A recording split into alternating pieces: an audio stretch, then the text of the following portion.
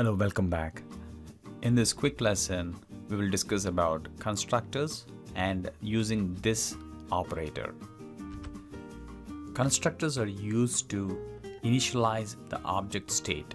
In our previous lesson, we have created an employee object and added an employee John Doe and salary and IT department as individual steps.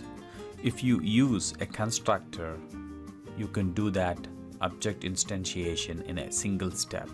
So a constructor should be of the same name as the class name, and it will be the first method that will be called when you initialize an object.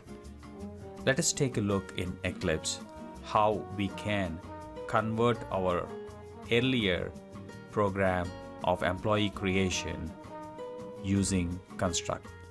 I will make a copy of employee.java file so that we can have one class demonstrating the regular setters and getters and one class to demonstrate constructors. I'll copy employee.java and paste in the same package and give it a name employee C.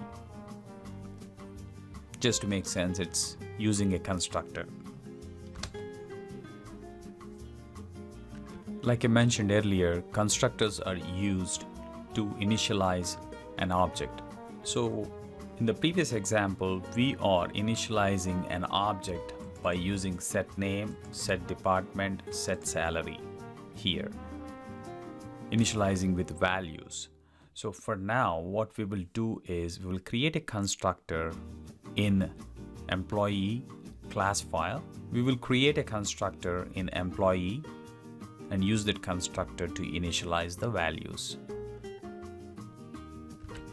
The requirement for creating a constructor is it should be the same name as the class name. Here our class name is employee C.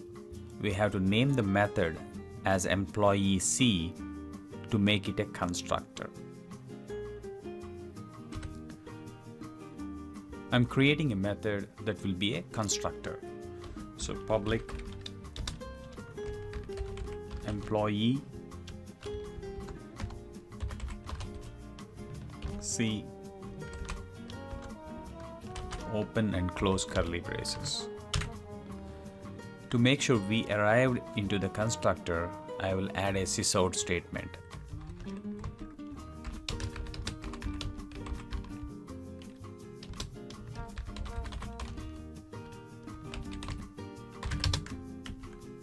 Let us run this main function and see what output we get.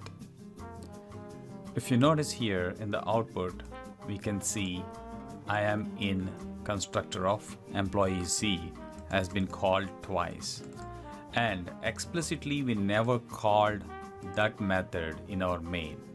Our main is instantiating an employee C and instantiating an employee C object here 2 times.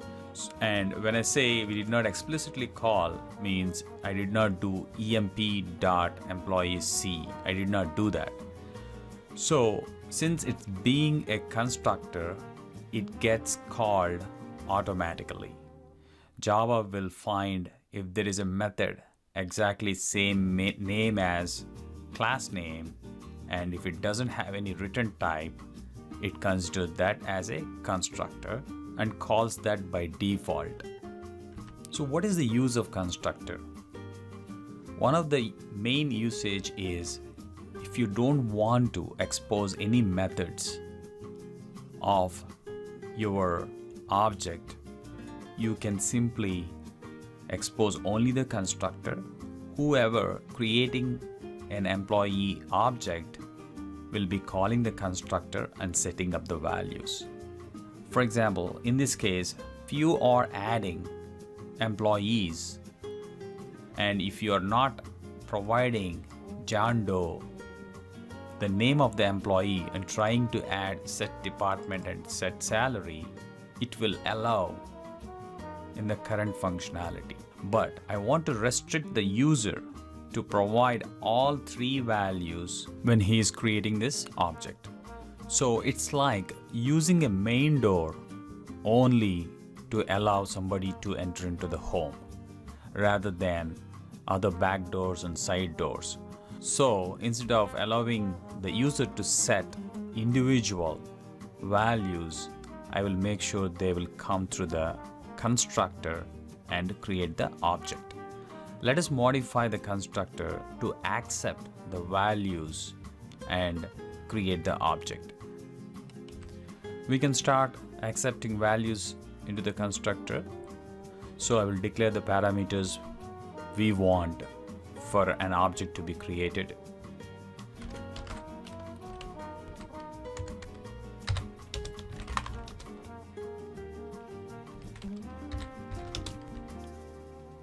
And in the constructor, I will assign the values to the instance variables.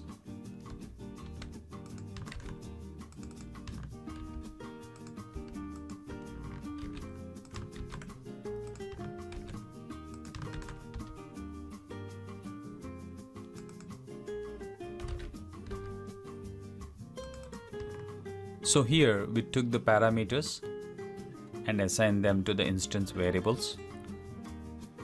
And once I save it, I see a complaint here. Let us see what it was. If you go down here and mouse over on that, add arguments to match employee, because the constructor of this class is now expecting 3 parameters and we are not passing them into the constructor. So that's what it is complaining about. So we need to start passing those values here.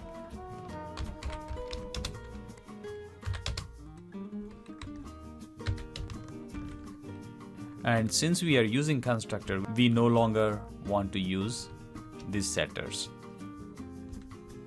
For the simplicity purposes, I will try avoiding the second object so that we can focus on one object which is taking values through the constructor. So let me save it and run as Java application. And you can see constructor is called and the values were successfully passed through the constructor to the object, and we were able to print it out using getters. Since this approach is through the constructor, all of the values are being sent in a single statement. So in this statement, we are initializing and instantiating the object. We are initializing with John Doe, IT, and 4000 as the values. At the same time, when we are creating the object EMP. So 2 things are done in the single statement. So we no longer use set name, set salary, set department here. That way, you are forcing everybody to pass all 3 values to really create an object. Previously, you have this flexibility. You can simply create an object and set only the name or only the department name and salaries and no employee name. That object is useless if it does not have an associated employee name, right? So right now we are using constructor that is strictly requires you to pass all 3 values to create an object. So if I try to create an employee 1, and if I don't pass the name, it will complain about it. So it won't compile. It would say add argument to match employee string.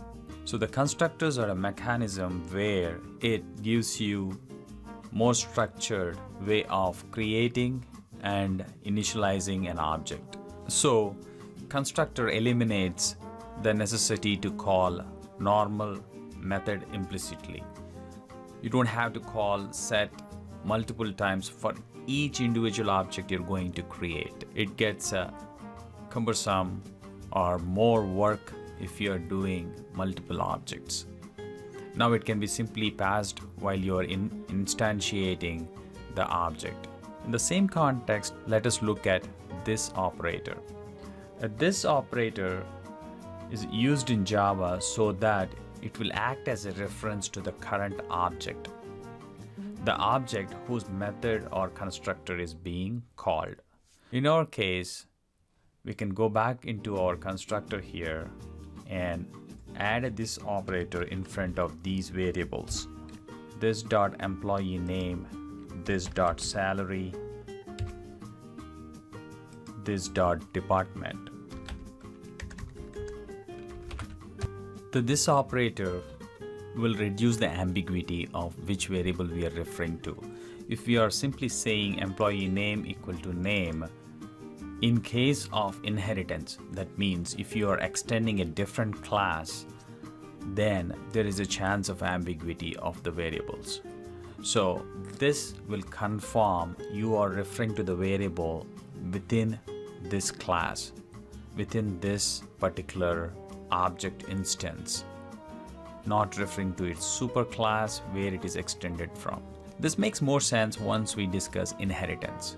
Inheritance is basically extending a different class so that the functionality of the parent is merged into the child. That we will discuss when we are doing our object-oriented programming lesson.